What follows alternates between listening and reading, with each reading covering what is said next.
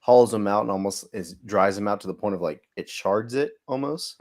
Whereas Interesting. like normal organic bone that hasn't been cooked, yeah, it's totally fine. It's It's just mineral safe. at that point. It's just a mineral. Yeah. Yeah, because I was thinking it would be more literally just be about it being sharp. Because like when you crack a raw bone, like if you're cutting it, if you're like spatchcocking a chicken, it'll be sharp. Whereas when Yep. I've given him like the cooked bones, it's like softish. But you're saying you can just totally give them the raw bone. That's fine. Yeah, they'll be fine. I mean, they may like maybe if your dog's retarded Just and like he sucks. yeah sucks at eating bones, then yeah he'll probably like maybe puncture his mouth, but no, they'll be fine. Like Okay, stomach okay. acid is strong enough to where it'll dissolve all that I gotta shit. try this. Cool dude, I think actually posted a comment before we started the show while we were talking about feeding our dogs. He said it's the best lifting podcast ever. That's a amazing endorsement, actually. Do you listen to any lifting podcasts outside of Starting Strength Radio, No, Chase? You got to no, get in on it, man. There are I don't want 80 to. billion of them. I know.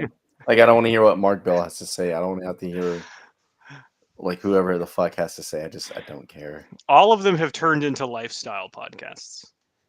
Really. It's very rare for there to be purely fitness space related podcasts where it's like we don't talk about anything other than fitness. How's it going, Hmm. Jeff? We got Jeff and Johnny G. How's it going, boys? Hi, pals. So if those guys just ran out of like topics to talk about, is that what they're doing? Like There are a lifestyle few stuff? very nerdy podcasts that continue to talk solely about fitness, just much like this one, hosted by other Mm-hmm. autistic men of various caliber. Um, but for the most part, like Mark Bell's podcast, it totally turned into lifestyle podcast. Mm. Very, very, very, very quickly. I watched you guys and Mark Ripito. Mel told me penis pumps work. It's very possible, man. It's very possible. I'm tempted to leave this up there for the whole chat. I think the next one, as opposed to maybe the next podcast, will be for penis pump enjoyers, for jelking enthusiasts, instead of China #1 CCP admirers. All right, we're getting some more. We're getting some more people in here. We got a bunch of videos to go through. Okay. Chase, did I tell you what we're doing today? No, not at all. Like I Oh, don't know what the fuck we're doing until like literally 5 minutes before the show. So uh, yeah, Jeff. It's whew, man, scheduling is hard. Chase is possibly the busiest person in the world, and then I I wouldn't oftentimes say have to that, do but social activities with my wife, yeah. which just kills my scheduling. Mark Bell's a running fool now. Oh, Chase, did you? Of course, you didn't hear about this, but what is very funny? Mark Bell's into running now. At one point, he was just pod this week. Enjoyed the few episodes of caught so far. How's it going, Dylan? Yeah, please just ask some questions. We'll talk about it for as long as we need to. Probably too long. Mm-hmm. But essentially, what Mark Bell did. Mark Bell, he's probably on a bunch of like glucose shuttlers. He's probably on insulin. He's probably still on HGH. Probably still on TRT. He's cycling a bunch of shit. Mm. Essentially, what happened? He was running, thought he was having symptoms of low blood sugar, went to Starbucks and was like, okay, I'm gonna get, like some sort of sugar drink. He got basically like some sort of sugary tea. His blood Yeah. glucose got to just a fucking million. It was just incredibly high. And then he almost went into a Yeah. diabetic coma on the sidewalk. And then Oh when my they god. got to him to the hospital, and they were like, hey man, like you totally almost just went into a diabetic coma from this, like your native insulin production is just not working whatsoever. Like the sick, because Wow. basically he's working with like fasting and then also running and just a bunch of other shit. Yeah, I knew he was like big on like carnivore and shit like that, but Yeah, that's yeah, crazy. they're just Wow. like just the biggest meme lords in the world now. It's sick as hell.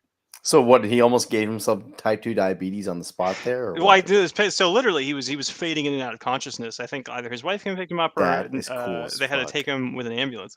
I got to find the Instagram post. I'll send it to you. But Wow. it was hysterical. Um, so okay, yes. Back to what we're doing. Um, I looked at all of my recent new clients. I looked at the stupid shit they're doing, and I was thinking about how do we kind of taxonomically categorize errors. And then we also got Mm-hmm. 5 or 6 videos that came in from last week or whatever week that was before as well. Um, so I'm curious about Chase's take on this. We'll see. Let's see what's going on. Linkies, Bree dead inside. We're good. Um, okay, here we go. This slide. So the primary 2 branches that I would like to talk about are setup errors and movement errors. Chase, have you heard about these categories before? I would say so, yeah, because like what we kind of deal with on like a daily basis is kind of movement errors. So we kind of we have a model as a coach, and we are trying to align that person as best we can to the model. So you're moving in that scenario, and generally, like maybe 95, 97% of that time, it is movement errors, not so much setup errors. Okay, gotcha. So when we're talking complexity, setup errors rather simple, movement errors more Mhm. complicated. Steph's presentation, I think she may have written about it as well, but Steph's presentation on the coaching eye, if you look up starting strength coaching eye, it's essentially about how we develop basically our ability to analyze movement errors, and then it relies on like an architecture that is basically that we're referring to, which is the model. Okay. Mhm. So let's say when you get an intern in or an apprentice or what have you, who's like, "Hey, I want to, kind of figure out this whole coaching thing for whatever reason." How long do you think that takes for them to start seeing movement errors? Because when everyone starts, they Mm, focus on all the setup errors, and it's 99% setup errors, and then they slowly yeah. gravitate towards being able to see movement errors. It takes a little bit. Like it's kind of an individual thing, but I would say at least on average, it's about like from someone who has no experience at all watching people do anything, about 2 weeks before they notice just Just one simple anything. thing of like, Right. yeah, of like, oh, he kind of came up on his toes on that rep. Right. And then it takes an even longer process of, okay, so you saw the problem, now correct it in real time, right? It takes even longer to do that. Yeah, I think this. So like for the like cool dude is cool, Jeff Riggins probably. Just from watching this show and then having us being watch the video, we watch it together, we say this is the dumb shit the guy is doing. They probably are pretty good at spotting movement errors at a certain point. Hmm. Um, how do you feel about the interaction between setup errors and movement errors? Like, what do you mean? Like Like a how setup like the error two kind of causing a movement error. gotcha. Okay. I would say like the two kind of go hand in hand, especially like if for the squat, for example, like if I have a bad unbalanced bar or like have a guy with a fucked up shoulder and he kind of favors the non fucked up side and the bar is really cattywampus on his back, it's going to kind of mess up the bar path a little bit, mess up the balance and stuff like that. But the other way where like a movement pattern will or a movement error will affect like a setup error, not really. I haven't really seen that. If that's the case, you fell down on your ass and then we have to redo your whole entire setup. Okay, so cattywampus, by the way, everyone, Chase just said a term I've never heard that before in my entire life. You never heard that time? No, you Absolutely never not. heard it? Absolutely not. Really? Um, It means askew awry, or the phrase kitty corner. Cattywampus is a variant of catawampus. It's another example of 19th century American slang. Cattywampus That's how I may roll, also man. refer to an imaginary, fierce, wild animal, or may mean savage and destruction. I've The the always first heard it as like, written, uh, let's say, first written data point we have is from mhm. 1835 in the United States Telegraph. After some very catawampus chawing of the Philadelphia Vade Mecum, who the fuck knows what that is? The editor gives a Man, that program sounds of the amazing. day. Yeah, Chase. So you're using like 200-some-year-old slang. I Oh yeah, that's how I I don't know roll. where this is coming from. Hmm. Okay, we'll get back to that later. Pepperflake said, "Let's see. I had just become an intermediate. Had a competition PR'd his deadlift at 529, bench 363. Now I'm tanked and Hmm. everything is heavy. When can I expect back to seeing gains? It's been 3 months. I'm 38 and 220. Chase, does this sound familiar to you, buddy? Yeah, it kind of does. So it sounds like Uh, Pepperflake here just kind of maybe have went back into like, not taking time off after the meet and just went right back into training. And he's just probably running himself into the ground here. Um, eh, I'm curious to see like how you just determined that you just randomly, deemed yourself an intermediate. That's the thing that I'm kind of like that doesn't make sense because what probably has happened is that you probably just ran the fuck out of your training balls to the wall for like maybe a month prior to the meet. Now you have not taken the proper recovery or the steps where you have to now diminish the stress from your program and going something to a little bit more manageable and then ramping back up accordingly. But mhm. Yeah, the yeah, I don't language at know. the front end is tricky. So it just became intermediate. If you're pulling 530 benching near 365, you're 220. Chances are you're probably 5'10" to 6 feet tall, as are most people. Mhm. Um, Yeah, you probably and so basically, the way that we sort of define intermediate being out of the novice phase, that's basically it. It's not Hmm. forward facing, it's rear facing. So when you're out of the novice phase, you're an intermediate. That's it. Um, yeah. How many episodes do we talk about your happenings with this, Chase? There was 2 or 3 where we At talked about least, the at Pepper least Flake. two. Yeah, at least Yeah, two. so Pepper Flake, go back and then look at some of our recent episodes. We talked about Chase had a very similar experience with this with his Olympic weightlifting competition, and then Hmm. there's going to be some gems in there for you. If I had to bet, what happened is that you probably pulled training volume down in order to get weight on the bar up, right? Because that's essentially what happens is you're tapering for a competition. You tapered for the competition, and then strength was at this peak, and then now you're saying, well, I can deadlift 529 and bench 363. I'm determining my training loads off of my competition weights, which is not what you want to do. Yeah. Determine your training loads off basically before you started that peak. I have an SS strength coach, in case can't get it going again. You got to name drop Pepper Flake. You got to name drop. Bust it Bust out, that dude. What shit out. happened? Who is the guy? His name is Chase Lindley. Yeah, it's probably It's yeah, it's probably probably my Chase. guy. Yeah, yeah. He's in Oklahoma. Um, But no, look at what you're doing too, Pepper Flake. Because mhm. let's say, okay, the program is fine. It's not that. Are you eating enough? Are you sleeping enough? What is the other shit that you can do to maximize your recovery to where we can get the ball going again with this program? Yeah, yeah. I did this a bunch. Whatever I was working with people sort of like earlier on in my coaching career, particularly not necessarily with lifting, but with judo, is that we would be at such a high relative fitness level going into a competition, right? And it's a month out from competition, and then we're gauging our expectations off of basically right before we competed, right? And then we're like, well, we should be getting, this work density, this many hours of this, this many practices a week, and you just can't stay in that conditioning forever, and I've noticed basically now, to kind of extend what I was saying before, is that let's say you pulled 529, bench 363, so close to 365, so goddamn close. Um, when you're calibrating your training loads and expectations, take it back, pretend you're jumping back in time from the competition a few months, and then that's probably a much more realistic area. And then you need to rebuild training volume. If you're operating on really low volumes, it's very possible you're just not growing anymore, right? Because you're just not growing from doubles and triples and singles. Hmm. So make sure you're still growing, even if you're staying at the same body weight. You can kind of tell. And then work on getting your set counts back up. Anything else to add on this, Chase, for Pepper Flake? No, I agree with that. And again, just checking the other external shit that you're doing. Like, is your work kind of getting crazy? Hmm. Kids bothering you, shit like Yeah, that. abandon your kids and quit your job. Exactly. That's it. That would Hmm. technically be a setup error, is if you have if you have children. Um, Yeah.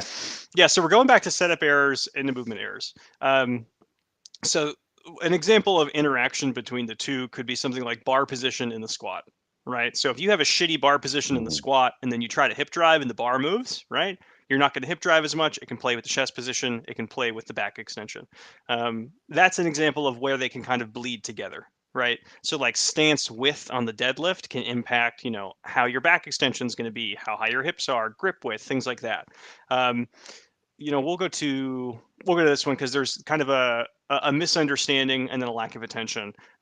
If you're doing something because you don't understand, it's a different circumstance than if you just don't notice, right? Because let's say, on a misunderstanding is that if you really think hip drive is the most important thing in the world and your back angle gets like this and you're doing a good morning squat, that's a misunderstanding. If you bench like straight off your chest like this, that's a misunderstanding. It needs to go back to the shoulder. Those are mistakes that, are harder to quantify, which is where coaching comes in. Good, the Pepper Flake has one, um, but lack of attention is something that can cover 80% of the lift. I feel like, right? Hmm. Um, you know, Chase, between the stuff that we see here on the show, you see out in the wild for people who have lifted before, how much of their errors kind of go into this they're not paying attention to what they're doing area versus they don't understand what they should be doing? If you had to slice that pie. Man, I'd like to rephrase like the lack of attention. I think it's they're so hyper focused on either like what you were saying, like the hip drive, Hmm. or making sure like we're the midfoot, some other cue that they are generally fucking up some other shit, right? They're just it's so hyper focused that again, like maybe whenever they're thinking about reaching as far as they can with their hip press, that now their elbows are sagging, and then there's a huge shift in the Hmm. bar to where the bar path is not vertical and they're missing it. Usually I see that a lot too, where it's like us as the coach, we're there to now help prioritize what is the most important Triage, thing. yeah. So that, yeah, exactly. So that way you're not working on three things all at once, and then slowly after a while, maybe one of those three things gets fixed. Hmm. And then you still have those other two shit that you have to worry about, and it's always in the back of your head, and you're always just kind of fucking up Okay, on. so where would you say, if you had to say like where movement errors come from, right?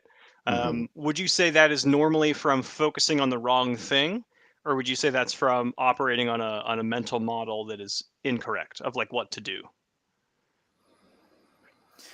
No, it'd probably be on the latter. Okay. It'd probably be on the Okay. latter. But again, like if you're hiring a coach, you don't even have to really think about the latter, Hmm. right? Because that's why we're there. Yeah. And so if we are either one explaining the material wrong or just not attentive enough to where it makes sense to you, or we're throwing a lot at you, then you're going to have this misunderstanding of what is actually needed to be done. Right. Yeah. Because I think the one thing I've noticed is it working. Excuse me.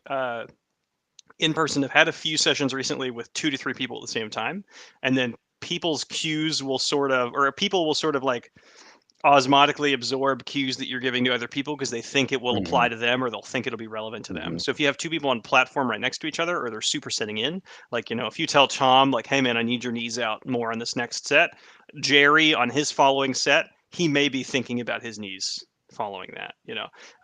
So that would be more of an example of misunderstanding. But I would say the interesting part here about mistakes, and we're going to go through a bunch of videos and we'll kind of try to categorize these mistakes between misunderstanding, lack of attention, movement, setup, and all that stuff, is that they're all related, but normally there's a pretty clear theme.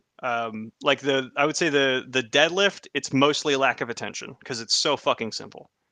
Whereas the squat, it's more mental model and understanding about how to do the movement on the way up. You know, where Hmm. would you put the press in this? Where would you say most errors in the press fall? I'd say a misunderstanding because a lot of it is just the rhythm of Okay. it. So like if you're definitely misinterpreting the movement, or if you're so hyper focused of the elbows, a lot of this other shit just will not make the press Okay. successful. Whereas like with the bench, it's usually a lack of attention, right? Because I'm always saying, "Hey, drive your feet," and they go, "Oh, I wasn't even using Right, my they were, feet during yeah. that set." I didn't know I was Exactly. supposed to.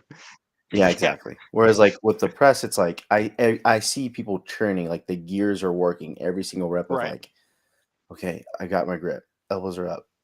Now I got to throw my hips. Then I got to bounce and then press. So it's just they're Yeah, going through that mental yeah, checklist. Same thing, kind of like with the squat. It's like where, oh, my hips and knees need to break at the same time, but my butt needs to go back and then drive my hips. So it's just a bunch of chaotic shit where like those kind of lifts that kind of I wouldn't say. Well, I guess how would I categorize them? They have a little bit of a rhythm to it, mhm. right? Those type of lifts, yeah, it's definitely like a huge misunderstanding with Mm, it. Same thing with like the Olympic lifts. yes, yeah, basically, the more athletic it's going to be, you need to, like, be Yes. able to read the Mhm. sheet music and then also play it, and then for people who are still struggling to read the sheet music and they're like, "When do I bounce? Like, what is the bounce? Like, Yeah. when do I turn my elbows over?" You know? Like, it took me, I think, 2 sessions to learn a competent snatch. Yeah. Other people, it may take them 20. Um, Yeah. so like it really depends on your ability to do that. And then the last category I want to touch before we do the videos is inability. Um, inability, like we were going with reading the sheet music versus playing it. Sometimes someone can have a really good understanding of what their back is supposed to be doing in a deadlift. Like I'm supposed to squeeze my chest up. I got wrinkles in the back of my shirt. I'm pushing my belly down. I got all the cues from the Starting Strength YouTube. I'm crushing them, best lifter in the world. And their back is still round as shit and it doesn't move whatsoever when they brace for their deadlift. Right. Um, and Mhm. then we'll see this at the seminars. Normally 1 to 3, more often 1 to 2 people in the room of like mid 20s will just be totally unable to move their spine. Yeah, they'll Mhm. they'll just basically live their life hinging at the hips. They'll have never really done this at any point. Um, Yep. and then like you do have to, you have to kind of wake those neural pathways up. Like there's a bunch of cues to do it, and you can kind of have this aha moment, but it's kind of, like waking up a limb after surgery. It's like waking up something, that's been paralyzed for a while. Um, so it's like being able to get serviceable back extension Man, you just use the exact. Yeah, back extension's a good one. Yeah, it's if you're coaching people, Dylan, you'll run it all the time. Would you say there's differences in the demands for back extension for deadlift and squat, Chase? I would say so. Okay. Because I find it really hard to even put your back into overextension on a deadlift Right. because let's say you can in the bottom, it is uncomfortable or whatever, you're experiencing some sort of discomfort with the setup, which is pretty much normal Mm-hmm. of the deadlift. It goes back to its normalcy because the weight is now pulling you back Right. into the correct It's position. self-correcting. Whereas Yeah. exactly, whereas a squat, you can overextend, you can flex, you can do all these other crazy Mm-hmm. shit, and you're gonna feel the effects of Yeah. that way more than the Yeah, deadlift. your ability to fuck up is significantly higher on the Mhm, squat. mhm, And then that goes back to, again, kind of understanding of where it should be. If you mhm, don't really understand where it should be, like, it's different than if you're just unable to at all. So all of these movements, while they have similar themes, like let's even say like elbow flaring, in the bench versus the overhead press. Um, what did Dylan say? If I said tight hamstring / flexibility were making me struggle with getting my lower backs in the DL, is that complete bullshit or something that proper warm up resolves? What do you think, Chase?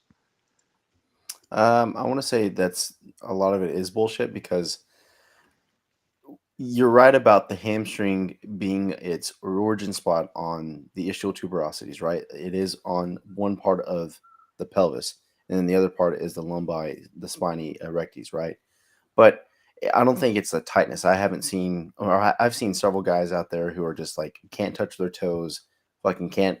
It's a miracle that they can wipe their own ass type shit, and they're able to set their own back. It's just they have never done that motion ever before coming towards Keep me. talking, Chase. Um, Be right back. all right, My you're good. dog did And something like, bad. did he poop everywhere? I guess. But no, like we see this at the seminar all the time, where it's like those guys will kind of complain about that, where it's like, oh, I can't get into this proper position because of flexibility. The vast majority of the time is that they just don't know how to control themselves in that position. So, for instance, whenever we put them into a rack pull, we are able to better set their back in that position because now the angle of their back helps them establish that position. Um, and then even as we kind of lower them onto like the floor with a deadlift, the hamstring flexibility doesn't even concern itself there. It's mostly just the inability to set their low back. Okay, Chase, dog update. He just pulled something down off the counter. I needed to make sure it wasn't something very sharp. It was just Okay. a towel, so we're good. We're totally fine. He didn't take a shit No, anyway. he did not. No. Um, Mhm, uh, but yeah, I think that the hamstring flexibility, that is one thing similar to ankle mobility that you will mhm, hear very frequently people talk about. I do a lot of sports, flexibility based sports. I've never said my entire life, I wish my hamstrings were more flexible as just an asset. Never even in lifting, if you're lifting properly, do you need your hamstrings to be more flexible even? The no. goal is to like train the hamstrings. Let's say if you're doing like a very slow, strict deficit RDL or a deficit strict legged deadlift, you know, like would more hamstring flexibility help that? No. Like at the hamstring flexibility is something that it really isn't relevant to anything. So like, even if your hamstrings are super short, it's just going to decrease the relative range of motion on hamstring specific lifts, like a stiff legged deadlift or an RDL, right? Uh-huh. So, your range of motion may be an inch and a half shorter than someone else. That doesn't really matter. Over time, it'll probably even itself out. And then on the deadlift, if your hamstrings are truly, if you're feeling your hamstrings kind of sort of rip in half as you're setting up for the deadlift, that'll just get better over time. That's not, Mhm, it's not even something that limits your lower back extension may be more neutral than extended as you get through that growing pains period. But again, it's not going to change outcomes, I wouldn't say. Would you mhm. ever say that? Have you ever run into a situation where someone's hamstring flexibility has like legitimately changed outcomes? Um, no, because like the people that are kind of coming to mind is just people who've lost a lot of weight. So it Hmm. almost seems like Right. it's a flexibility issue, but really it's just they're not strong enough to hold themselves in Right. positions. They're just fucking fat to where the mobility around the joints is now more open and free. Right. Yeah. The only time I've ever had an issue with it has been if someone had a full hamstring tear. It was surgically repaired and it's just Yeah, tighter than the other one. So yeah. when they're doing RDLs and stiff legged deadlifts, they throttle their range of motion based off the tight hamstring. That's it. Mhm. They don't tilt so that both get stretched out. um, Yeah. yeah, we should do an episode on that. That's a good one. Um, Did you talk about squat depth, press ROM, anything like this? Did you talk about B through D when I was gone? No, but I Okay. can. What's So your like favorite here? like the inability Yeah. stuff. Kind of like what I see is mostly the B and C here. Okay. Because like we kind of just went through like the mobility type Mm-hmm. shit. In a way with like the flexibility of the musculature and stuff. But with like the squat depth stuff, like what we see is just people aren't strong enough to hold themselves in the bottom Right. position. So that's a huge inability because they can't control the eccentric and the eccentric, no, not the eccentric, but the Mm-hmm. concentric, that squat bottom position. So that's huge. And then with like the press, shoulder flexibility there. If someone has some beat up elbows, that's going to affect their range of motion to where no matter what you do, they will never have an ability to lock out the full range of Yeah. motion. Like it will get better over time, but depending on how severe it is, we may just have to I'm deal with what we starting to get got. like that, Chase. What, you're just like this now I get to almost? like here and I'm like, it's not going any farther. I'm like, Fuck. ah. I can feel my whenever I get to about like here, and I can feel my Hmm. bicep stretching as I go to lock out the. I feel Oof. my bicep stretching, and I just feel a pinching there. I've just been my arms have been cranked on too many times. But Hmm. yeah, so press ROM is an interesting one. There's two directions. There's over the head because like you'll see some older guys who they'll need to do this with their chest to get their arms straight, basically Hmm. vertical, and then some people they'll be able to get it all the way back here. So it's like I have good mobility in this direction. Some people have to go there, whereas I have shitty mobility in literally straightening my arm out from just like accrued tissue damage over time. So I have two considerations on the press. The squat grip. How often is like a fucked up squat grip changing how well someone is able to squat? It's going to be a lot. So if they can still, let's say, just high bar and they are freely able to grip the bar and stuff like Hmm. that, yeah, the angles kind of change and stuff like that. But if you have someone um, who's complaining about wrist or like they're letting the bar either slip forward, or I guess that would be underneath the wrist or Yeah. even sink lower into it, that just makes a huge list of problems that go. It seems like it goes on forever because now you're getting some tendonitis Yeah. there. Um, and no matter what you do, like cueing other joints, that person is so hyper focused with hanging onto the bar that it just there's no good.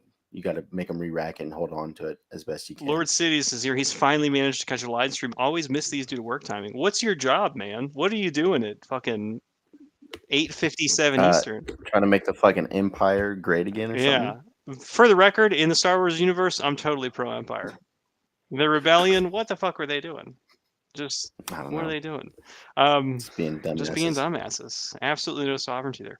Um, yeah. So the I'd say the worst case scenario for squat grip is if you have someone who is fat with short arms.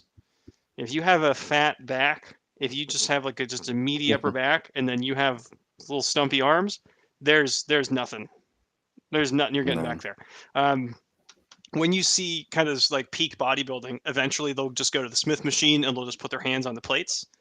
You may end up having to go to a solution like that if you don't do a safety bar or any sort of other implement. But there's some people who are just like precluded from getting a good squat grip entirely. They'll end up Hmm. having to go super high bar, two fingers on. They'll end up having to touch the plates. Who knows exactly what it's going to be? Um, But like, there's a lot more ability to work around that, like the squat grip with yeah. either a different piece of technology or different styles of grip versus like B and C in this list, right? Like strength is the number one issue with B. So it's like, how do we fix that? Well, we got to work at a position to where Hmm. you can handle and then go from there. And press, range of motion, it's like maybe we can stay, at the top and then kind of work our way down, kind of like doing a negative style Hmm. or like just loading the Yeah. eccentric. Really, there's not that much flexibility in terms of how to progress those two. So like those are huge, huge Yeah. inabilities Press that we ROM. first teach people. I've actually had a good amount. It's just because I work with younger people, but I have a good amount of guys who have had like historically fucked up shoulders, and we'll just do a ton of dead hangs, and that restores the overhead press mobility by a good bit. Hmm. It's painful to start, but it's like, hey, in between all of your benching and squat sets, guess what you're doing? You can hang off the squat Hmm. bar, you can hang off the chin up bar when you're benching, and just in 5 to 10 second increments, and just pull a bar overhand grip. get that shit out. Like press ROM eventually I think has, you know, ability to restore. You can learn back extensions. Squat depth is a strength issue. But you need to think like you're a new lifter, for example. You know, like what are my issues? Are some of my issues like are you hitting your head against a wall with the overhead press because your range of motion sucks, right? Because you can't actually get the bar behind your head, and then you need to, you know, either do a lot of layback or you need to work on your press ROM. So things like that. L7D. I like this. The protagonist of the 405 press. That's good, Chase. That's good. What have you? How much are you just strict overhead pressing anymore? I got about 2 days of overhead work still in there. Okay, what does that look like? Right now I'm kind of cycling. I took your advice about like cycling the lifts a little bit. So like on my press day, I am cycling from like a press 1 week, a push press, and then like a pin press. Mhm.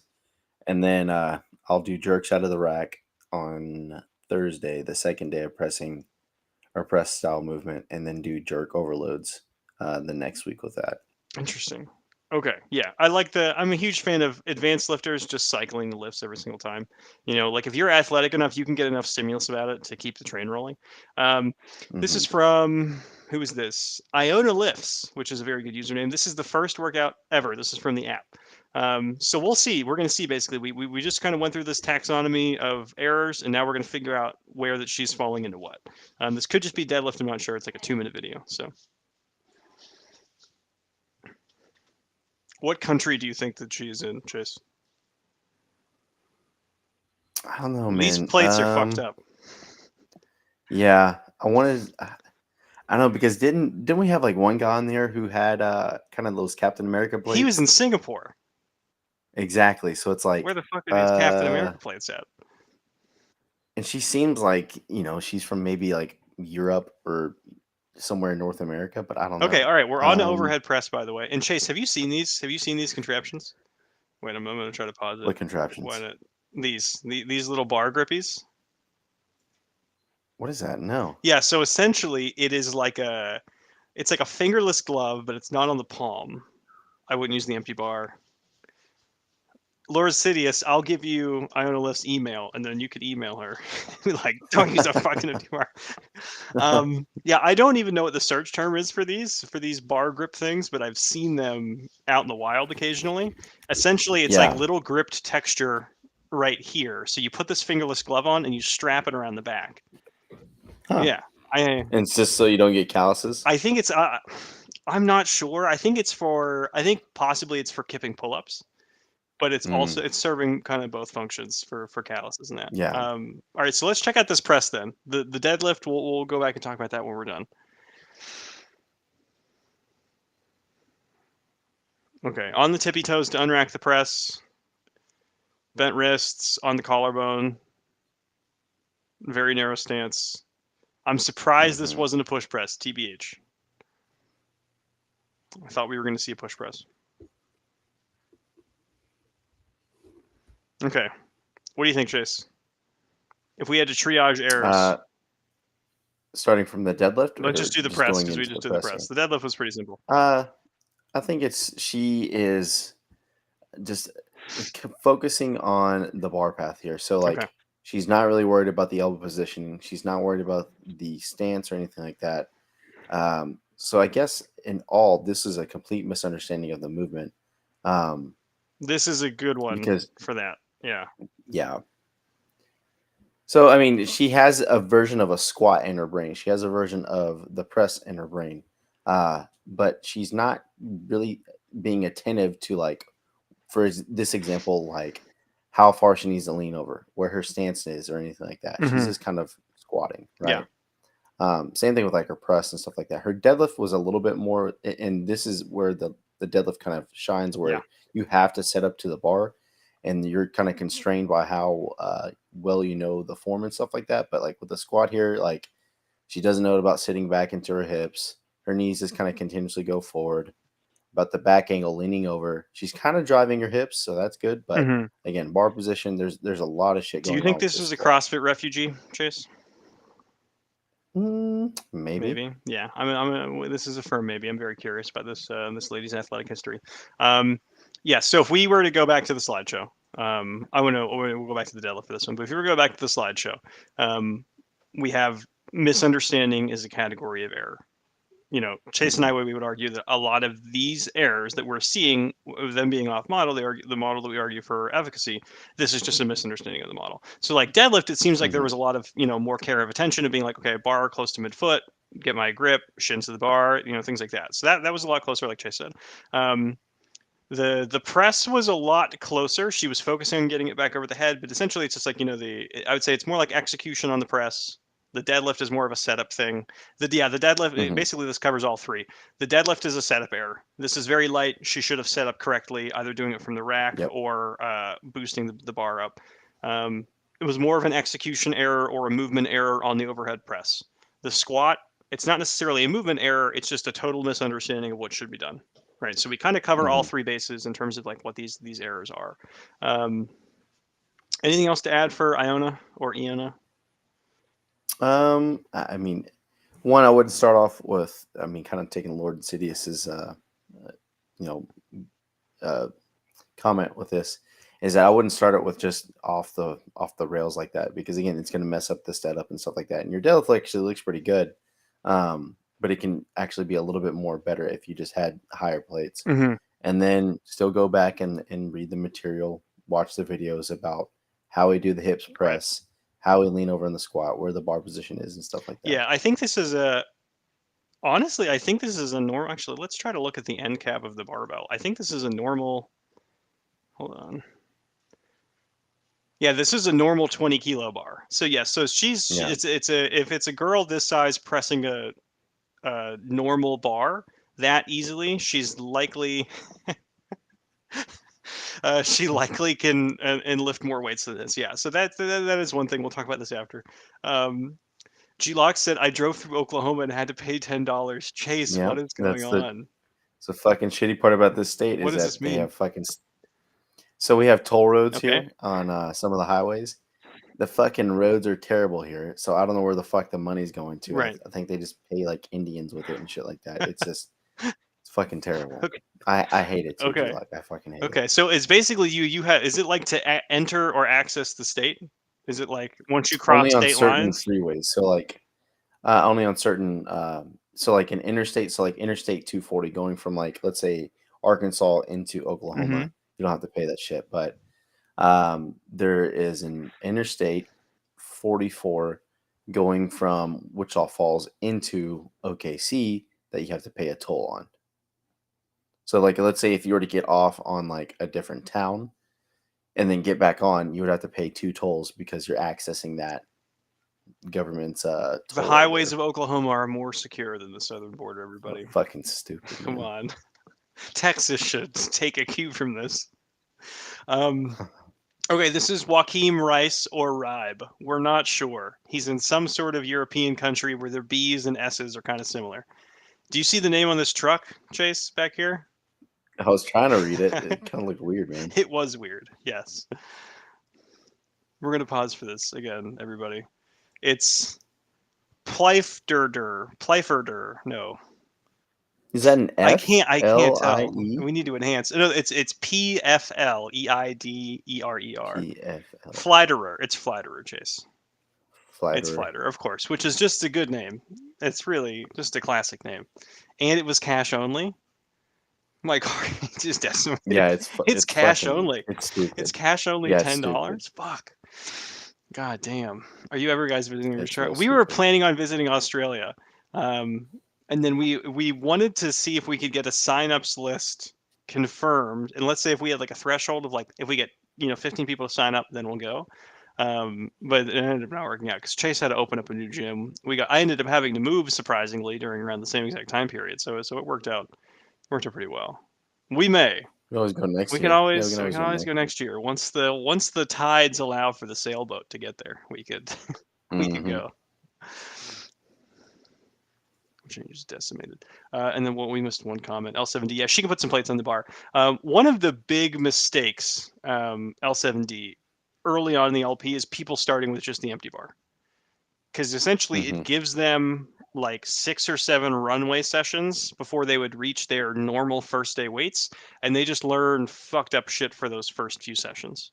right? Yep. Whereas if you put an amount of weight on the bar, they would have to, sort of like obey the laws of gravity and physics a little bit better earlier on. So you're 100% right.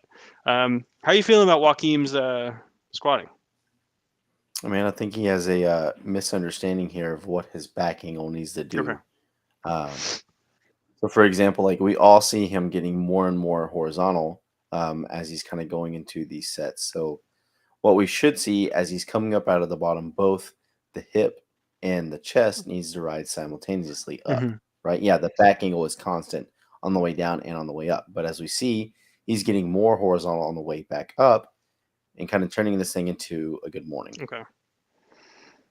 Yeah, that was in the misunderstanding category of like, so there's a way of to sort of like resort to a good morning squat just because you're so damn Hmm. fatigued, like you're so tired and so close to failure that that's just kind of how the rep has to get done. This bar speed is still moving relatively fast. In reality, this is Yeah. probably 2 or 3 reps in reserve. There's no reason for him to not have the chest follow if it's moving this fast. I think he's squatting a little bit high as well. I would Hmm. like to see him ride this movement down. And another part of that is misunderstanding. I think he's trying to think the depth is higher than it is, and he's trying to lean over so much that he's prohibiting himself from getting depth. He needs to stay a Yeah. little bit more vertical, ride that shit down for longer. This is called Smart Gym, by the way, Chase. His platform is called Smart Gym. Well, good. I'm glad that Flatterer, everyone's Smart getting Gym. Yeah. smarter as they lift. Okay, yes, we've categorized these errors. Good for Joaquim. Who else did we get? Those Ionas. We got Dylan R. Dylan R. deadlifting here. We're going to pull this up.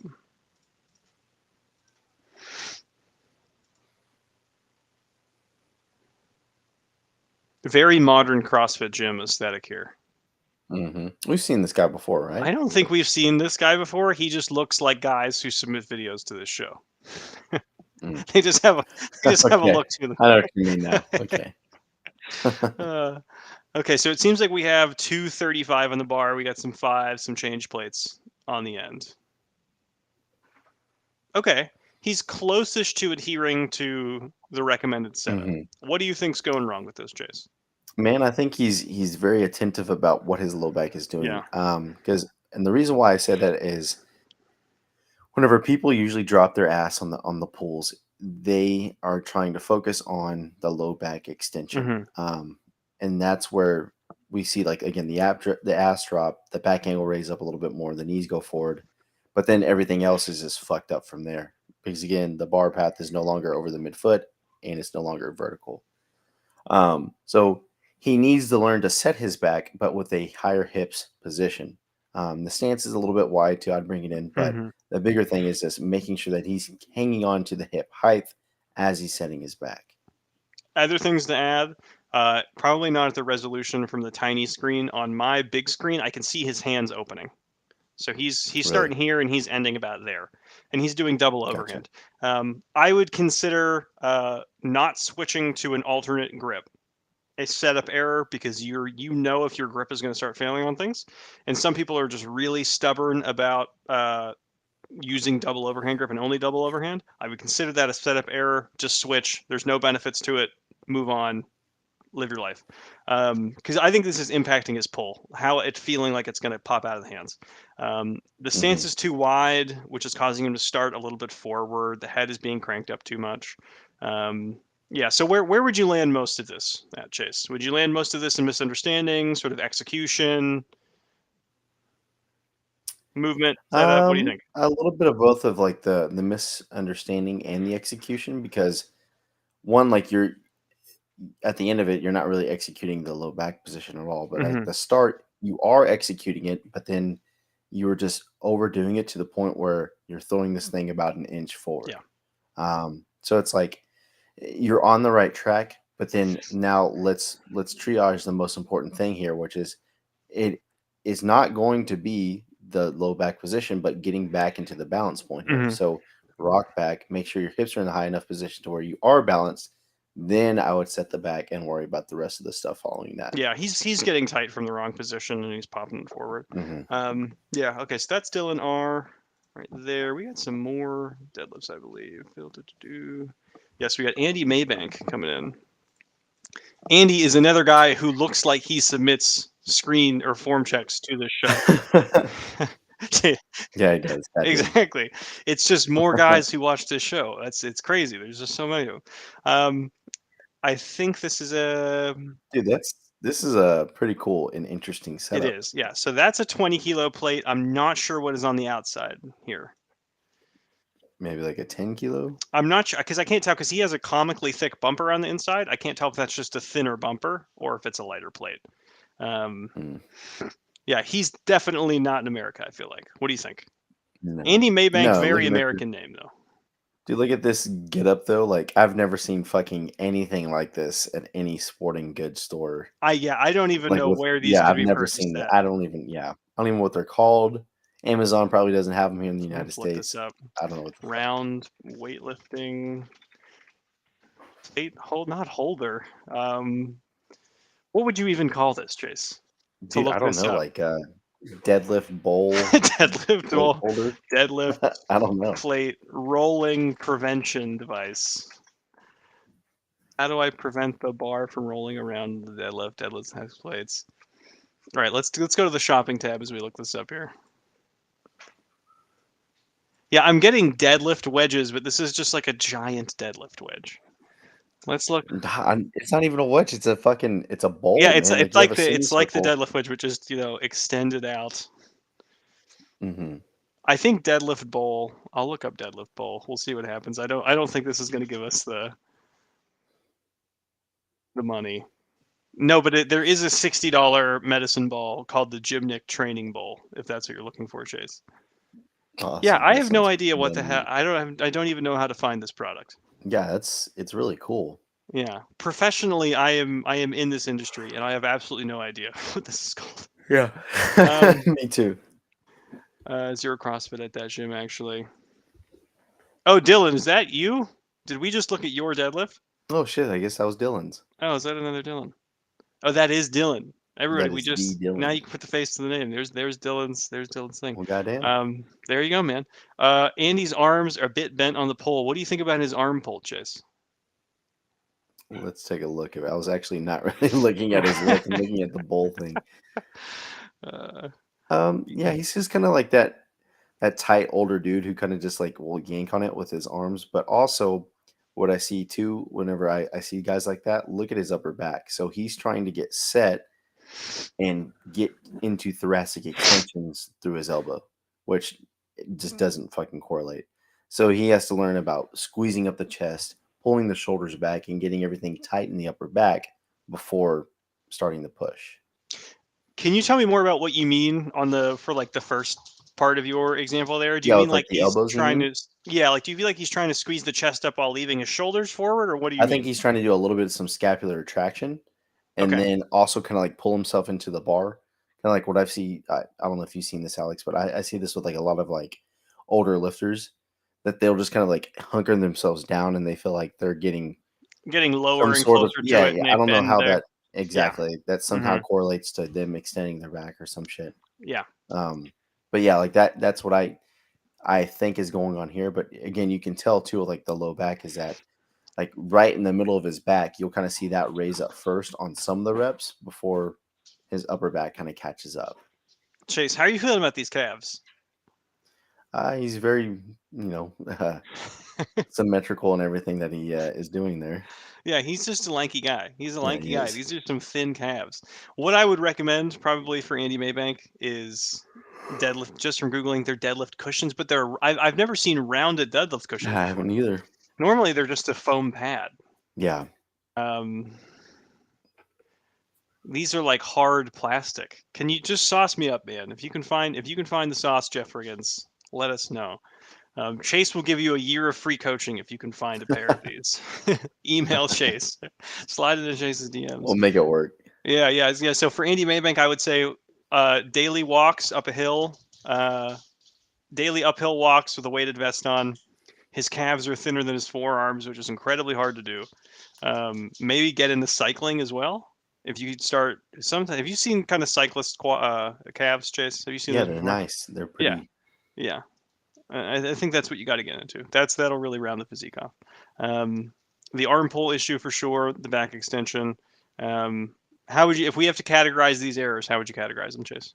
I'd say a miss, or not a miss, but a lack of execution. Still, like he knows he needs to get tighter. You can clearly see that his feet is in a stable position. The bar is starting out nicely. The hips aren't moving, but the upper back and the mid back are just not flat. They're lacking in their extension, and a Okay. little bit this is stemming down into the elbows where you see a little bit of the bentness.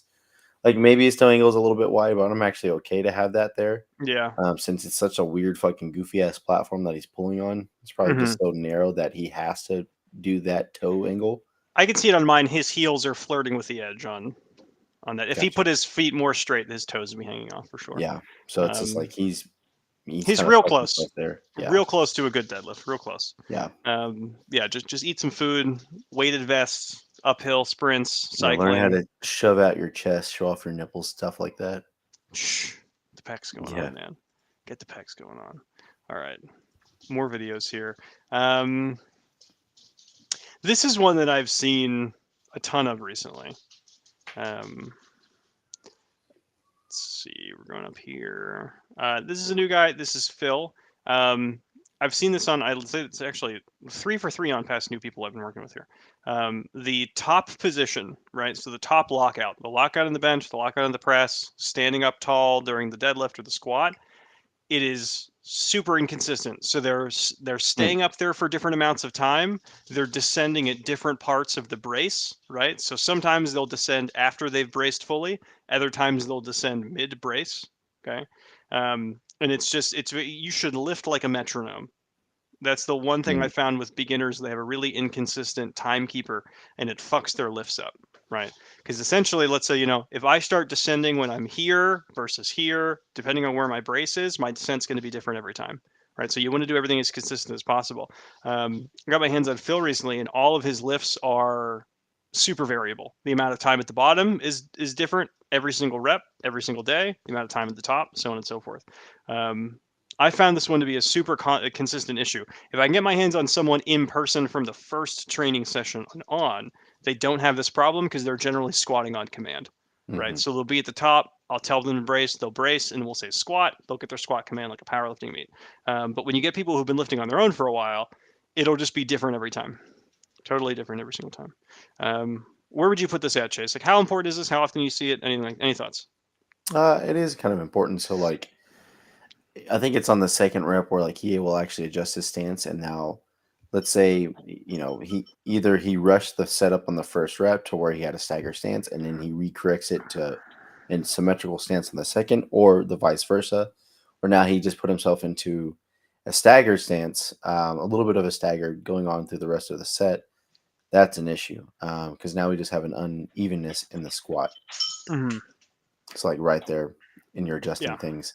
I don't like to have people adjust midway through the set unless like I completely, or rather they're completely fucking it up. I'll make Yeah. them re-rack it and then we have to refix things. But um, it's probably just going to be a lack of understanding of the movement itself. So either your setup was just completely wrong because you don't know how to do it, or this is your first time squatting, some shit like that.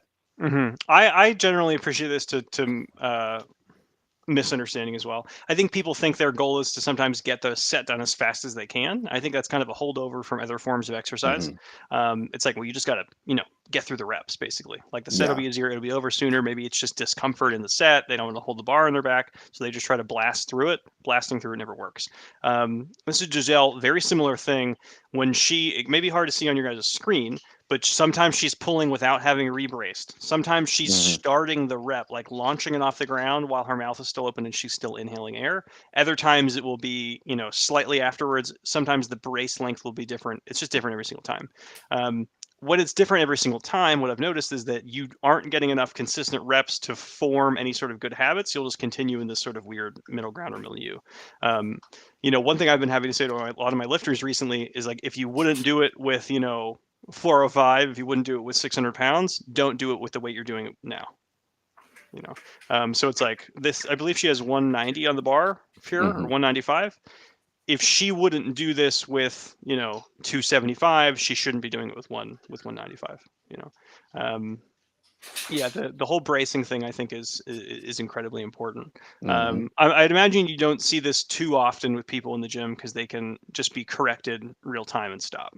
Yeah. I mean, we do have some speed demons in the gym who just Hmm. want to go on their own accord, but this is the beauty about being in-person coaching is that I can Hmm. stop this woman right now and be like, "Stop.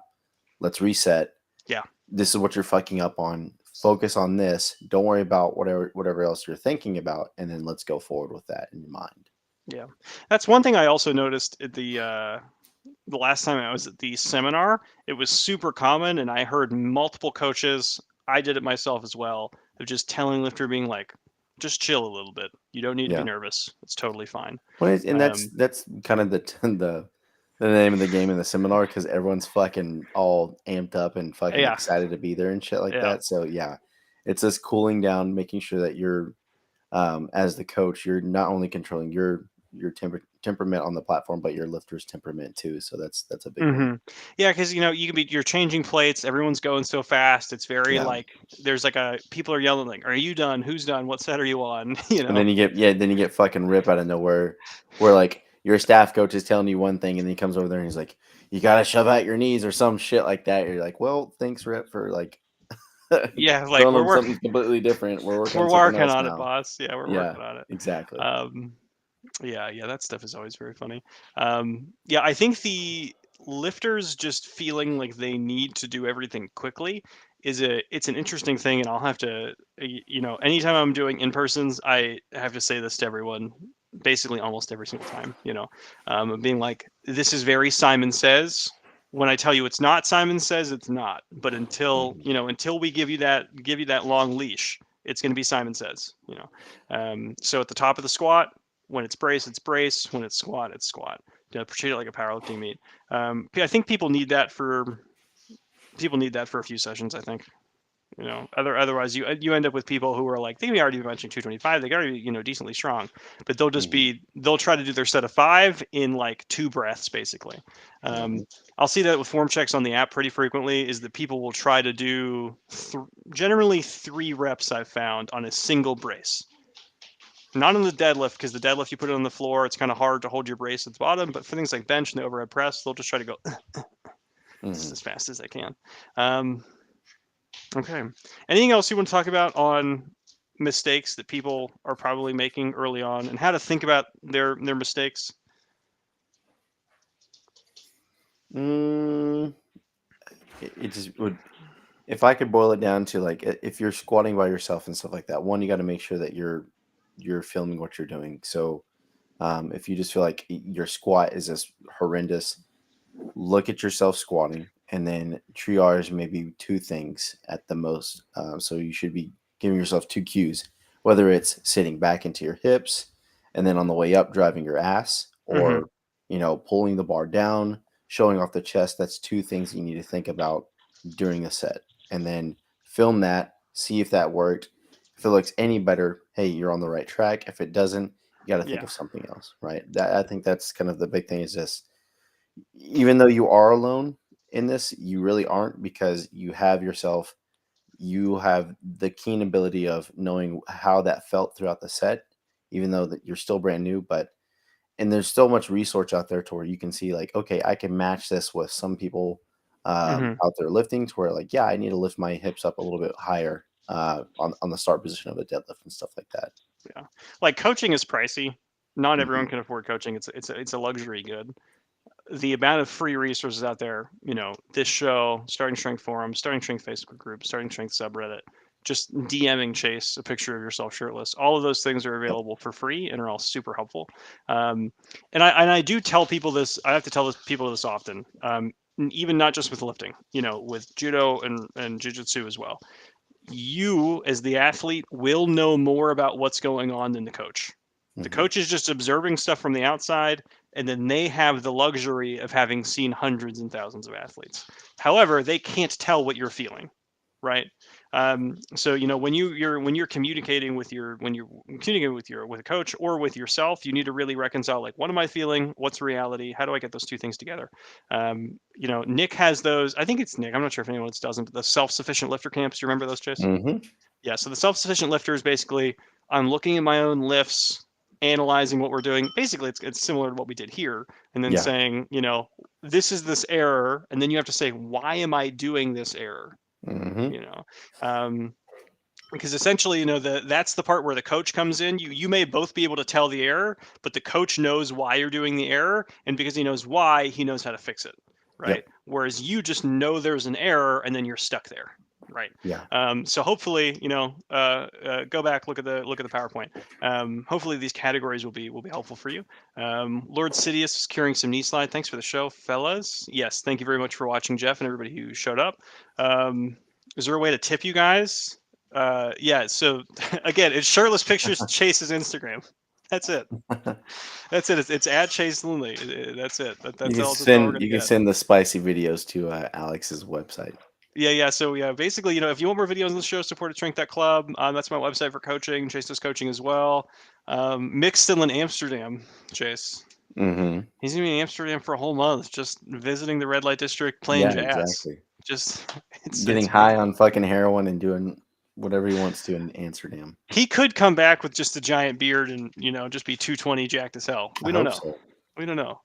But all right, we'll be back somewhere in between 1 to 2 to 3 weeks, Chase. Right? Yeah. Okay.